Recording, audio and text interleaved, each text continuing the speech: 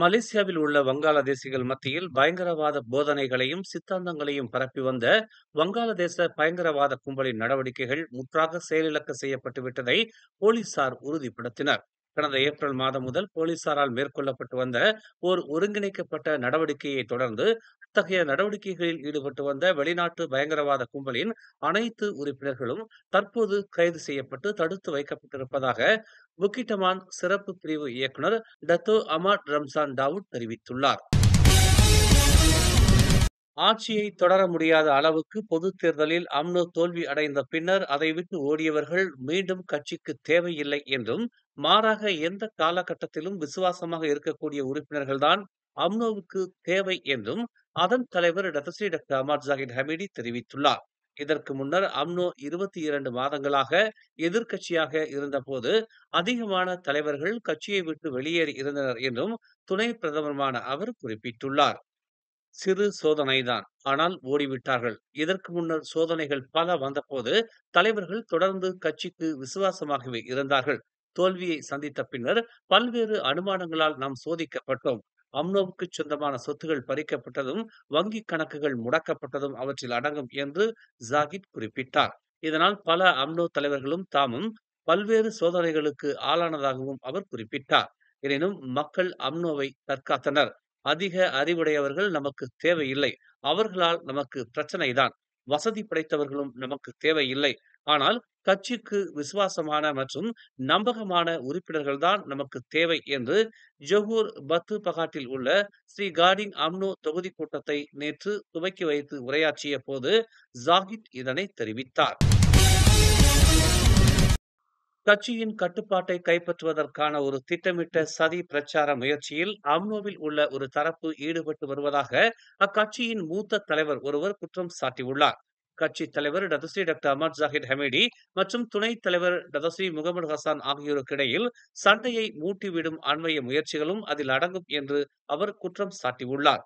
ஜாகித் ஒரு பலவீனமானவர் மற்றும் தொடர்ந்து கட்சி தலைவராக இருக்க தகுதி அற்றவர் என்று கட்சிக்குள் இருக்கும் ஒரு கும்பல் அவருக்கு எதிராக பிரச்சாரங்களை செய்து வருவதாக தமது பெயரை குறிப்பிட வேண்டாம் என்று கேட்டுக்கொண்ட அம்னோ உச்சமன்ற உறுப்பினர் ஒருவர் எஃப்எம்டியிடம் தெரிவித்துள்ளார். பரிகாத்தான் நேஷனல் கூட்டணியில் உள் புகைச்சல் ஏற்பட தொடங்கி இருப்பதாக தெரிவிக்கப்பட்டுள்ளது. அதில் ஒன்றுதான் கோலாலம்பூர் டுத்தா மாஸில் உள்ள அதன் தலைமையகம் கடந்த மார்ச் மாதம் முதல் மூடப்பட்டுள்ளது என்று தெரிவிக்கப்பட்டுள்ளது. கடந்த 2020ஆம் ஆண்டில் பரிகாத்தான் நேஷனல் உருவாக்கப்பட்டது முதல் அக்கூட்டணியின் உச்சமன்றம் தனது கூட்டங்களை அங்குதான் நடத்தி வந்தது என்பது குறிப்பிடத்தக்கது. ஆனால் அதற்கான வாடகையை செலுத்துவதை அக்கூட்டணி நிறுத்தி வைத்திருப்பதால் அது மூடப்பட்டிருப்பதாக அதன் வட்டாரம் தெரிவித்துள்ளது. இதுகுறித்து கருத்து கேட்டபோது பரிகாத்தான் நேஷனல் கூட்டணியின் தலைமைச் செயலாளர் அஸ்மின் அலியிடம்தான் இதுகுறித்து கேட்க வேண்டும் என்று பெசாத்து கட்சியின் தகவல் பிரிவு தலைவர் துன் ஃபைசால் இஸ்மாயில் அசீஸ் தெரிவித்துள்ளார்.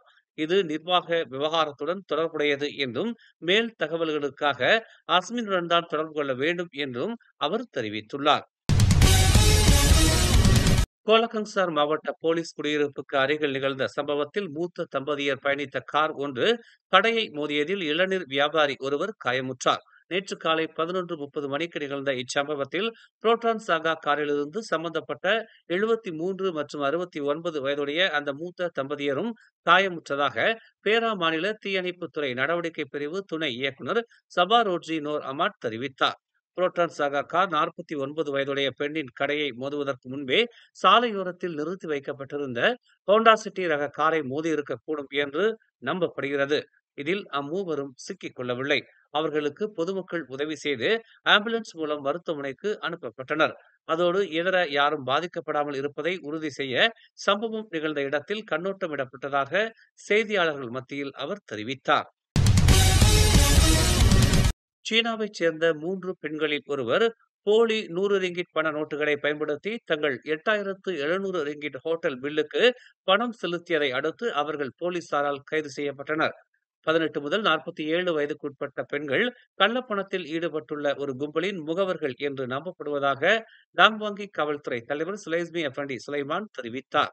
87 100 ரிங்கிட் நோட்டுகள் மற்றும் ஒரு போலியான 50 ரிங்கிட் மற்றும் 20 ரிங்கிட் நோட்டுகள், 3 ஐபோன்கள் மற்றும் 2 லூயிஸ் உய்டான் பைகளையும் போலீசார் பறிமுதல் செய்தனர். மேலும் செய்திகளை தெரிந்து கொள்ள தமிழ் மலர் நாளிதழை பாருங்கள். உடனுக்குடன் செய்திகளை தெரிந்து கொள்ள தமிழ் மலர் இணையதளம், தமிழ் மலர் செயலி மற்றும் மலர் டிவி யூடியூப் சேனலை வலம் வாருங்கள். எங்களோடு இணைந்திருக்க மலர் டிவியை பதிவு செய்து கொள்ளுங்கள். உறவுகள் மகிழ்ந்திட விருப்பம் மற்றும் பகிர்வு சேவையை சொடுக்கிடுங்கள்.